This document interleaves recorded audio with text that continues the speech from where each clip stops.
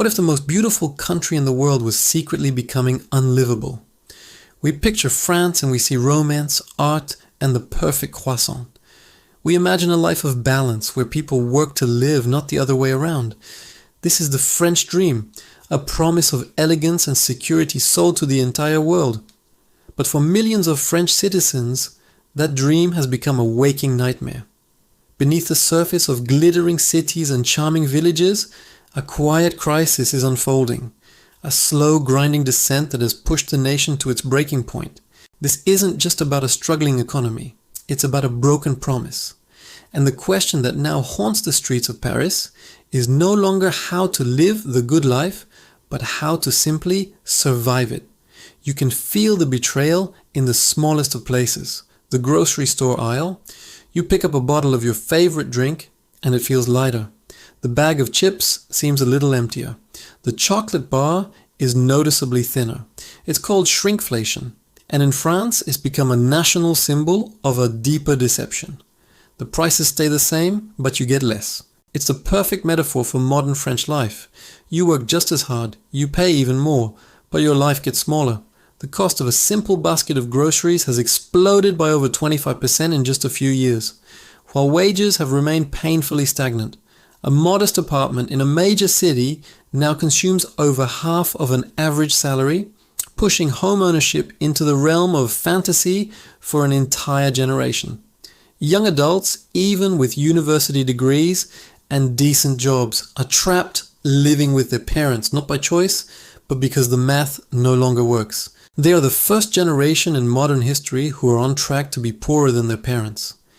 This daily, relentless squeeze is what the French call le déclassement, the slow, silent fall from the middle class. It's the terrifying feeling of slipping backward, even when you're doing everything right.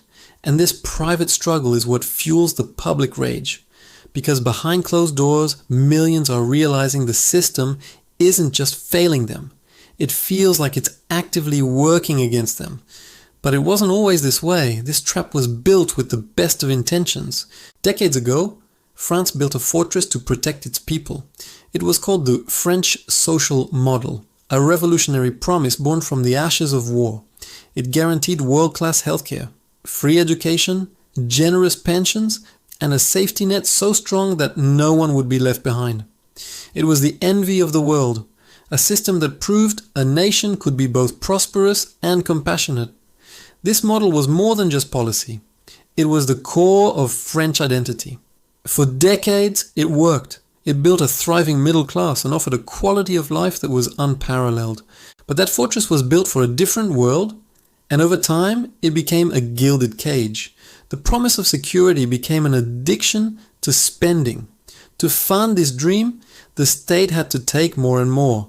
Today, France has one of the highest tax burdens in the developed world. For every euro a worker earns, nearly half vanishes before it ever hits their bank account.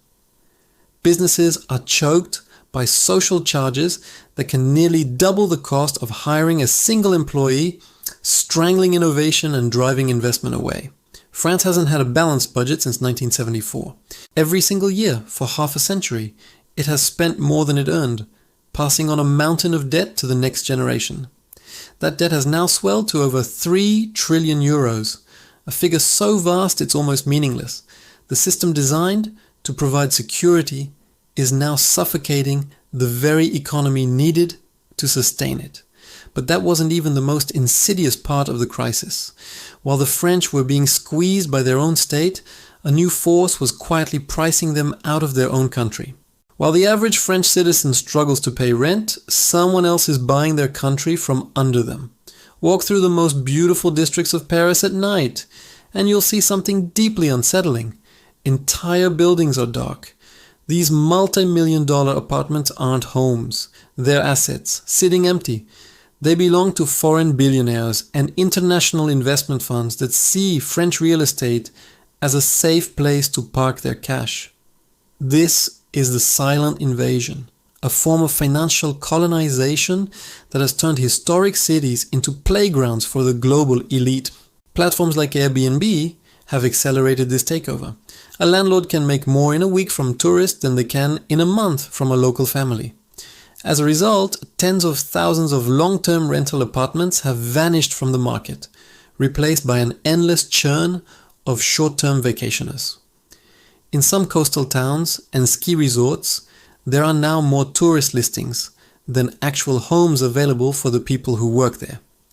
Teachers, nurses, and shopkeepers are being forced out of the communities they serve, forced into grueling, hours-long commutes. The government has tried to intervene with regulations and taxes, but it's like trying to stop a tidal wave with a bucket. The global money always finds a way. This invisible exodus is creating a nation of strangers, where locals feel like guests in their own cities. But the anger this has created is anything but invisible. In fact, it's explosive. France is a nation on fire. The image of burning barricades on the Champs-Élysées is no longer a historical footnote. It's a recurring headline. The cycle of rage began with the Gilets jaunes, the yellow vests, a leaderless uprising that started over a fuel tax, but quickly morphed into a rebellion against an entire system they felt was rigged for the elite. The world watched in shock as the symbols of French luxury were smashed and torched. But it was just the beginning. When President Macron tried to raise the retirement age by just 2 years, millions took to the streets in the largest protests in a generation. Unions shut down the country. Trains stopped, schools closed, and in Paris, garbage collectors walked off the job, leaving mountains of trash to rot in the streets, a potent symbol of national decay. And just when it seemed the anger might cool, it flared up again. In early 2024, furious farmers drove their tractors to the capital, blockading Paris and threatening to starve the city. They were protesting crushing regulations, foreign competition, and the feeling that they were being sacrificed for globalist policies. Each protest is different, but the message is the same. The people have had enough. This isn't just dissent anymore. It's a deep, visceral rejection of the direction the country is headed, and that rage has finally reached the very top, triggering a political earthquake that could change France forever. Emmanuel Macron was elected as a political savior, a young, brilliant centrist who promised to modernize France and drag it into the 21st century. He called himself a Jupiterian president, a godlike figure ruling from above the petty chaos of politics. But governing France has a way of humbling even the gods. His reforms were met with riots, his approval ratings plummeted, and he lost his majority in parliament, leaving him politically paralyzed. Then, in June 2024, came the shockwave. After his party was annihilated by Marine Le Pen's far-right National Rally in the European elections, Macron did the unthinkable. He dissolved the French parliament and called a snap election, a desperate, high-stakes gamble that stunned the entire world. He is betting that, when faced with the real possibility of a far-right government, French voters will flock back to the center. But it's a bet that could spectacularly backfire. For the first time in modern history, the far right is on the verge of taking power in France.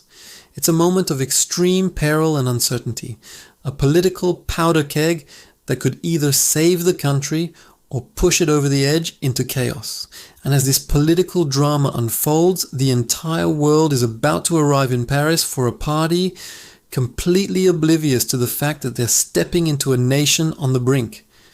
In the summer of 2024, all eyes will be on Paris for the Olympic Games. The city will be polished to perfection, a multi-billion-dollar showcase of French glamour and efficiency. But behind the 5 rings lies a deeply troubled reality. The event, meant to unite the nation, has only exposed its fractures. To clean up the city's image, authorities have engaged in what critics call a brutal campaign of social cleansing, forcibly clearing homeless encampments and shipping migrants to rural towns, hiding poverty from the international cameras. Student housing has been requisitioned to accommodate Olympic staff, leaving thousands of young people scrambling for a place to live. Security is a waking nightmare, with a massive police and military presence needed to guard against the constant threat of terrorism. And through it all, the specter of protest looms. Transport unions, police unions, and sanitation workers have all threatened to strike during the Games, holding the nation's reputation hostage in their fight for better pay and conditions. The Paris Olympics have become the ultimate metaphor for modern France, a breathtakingly expensive and beautiful facade designed to mask the deep-seated problems rotting from within. It's a perfect party on the edge of a volcano, and everyone is wondering if and when it will erupt. France is caught in a perfect storm, an economy suffocated by debt and taxes, a society torn apart by inequality, and a political system in complete meltdown. The French dream of liberté, égalité, fraternité now rings hollow for millions who feel they have none of the three. Freedom feels reserved for the wealthy, equality is a distant memory, and fraternity has been replaced by factional rage. The nation that once prided itself on its social model is now a case study in its failure.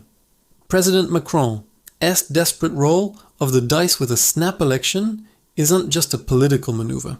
It's a symptom of a country that has run out of options. The old system is broken, but no one can agree on what should replace it.